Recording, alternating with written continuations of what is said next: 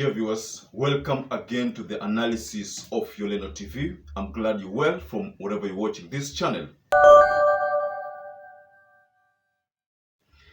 Now, today I want us to go straight into this posting that was made by Pauline Njoroge.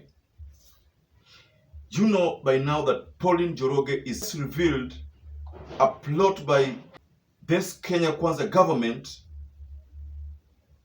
of moving National Police Service medical insurance scheme from the NHIF and award the 9 billion tender to a private entity.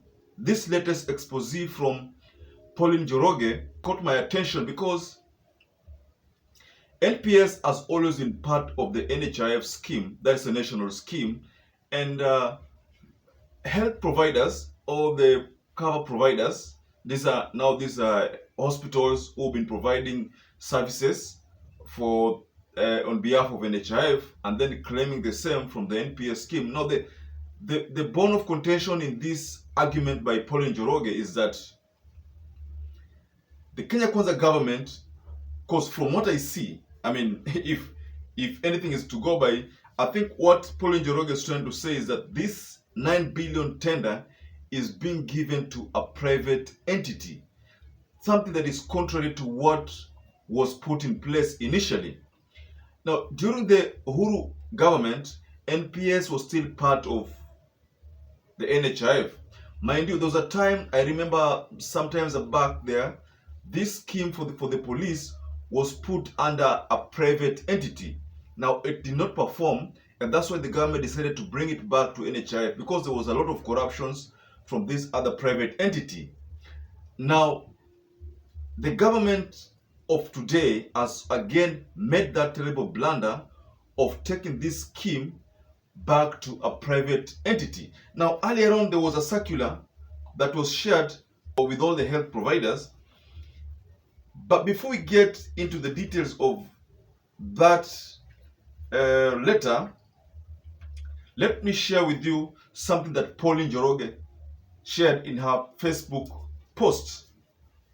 And Pauline Njoroge asked whether the government supports the NHIF since the decision to move the police medical cover from it to another private entity raises many questions and is reducing Kenya's confidence with the institution.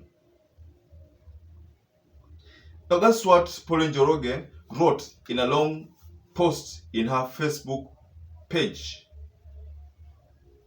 Now, Pauline Njoroge said, and by the way, you know that he has been one of the fierce critics of the Kenya Kwanza Alliance administration.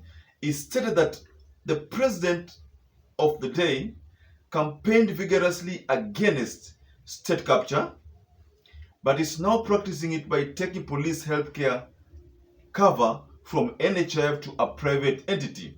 Now, earlier on, ladies and gentlemen, there was a circular that was shared with the private medical practitioners, and there was a contract.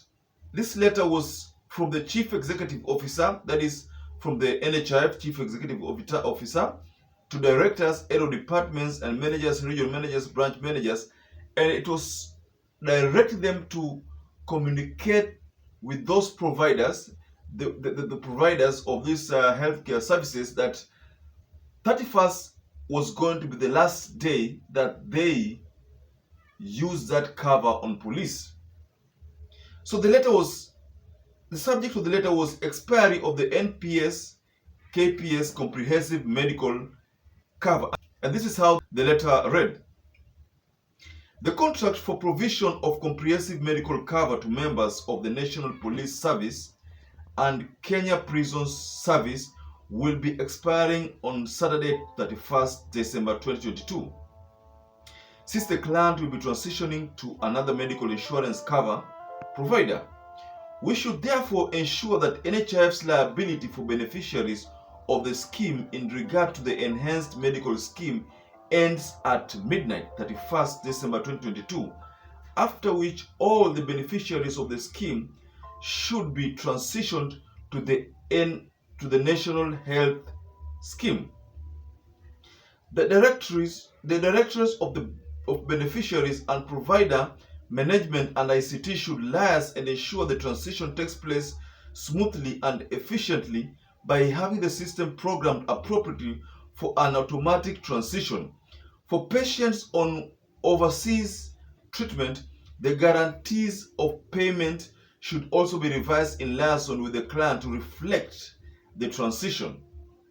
Furthermore, regional managers and branch managers should inform all healthcare providers within their jurisdiction of the transition and advise the healthcare providers to notify beneficiaries of the NPS/KPS on ongoing treatment accordingly.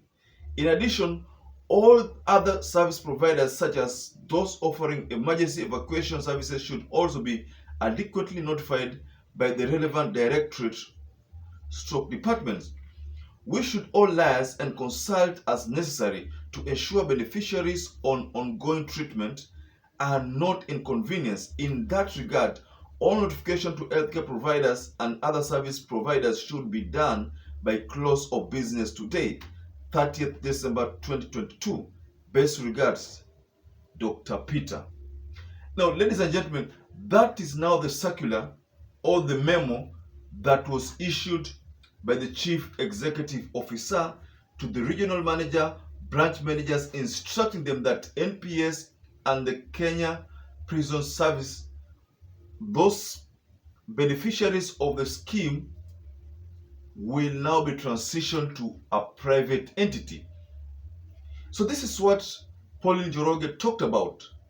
She talks about state capture because, ladies and gentlemen, I think you remember during campaigns, the Kenya Kwanza team used to talk about state capture and illegal acquisition of illegal disposal of public, services, public properties.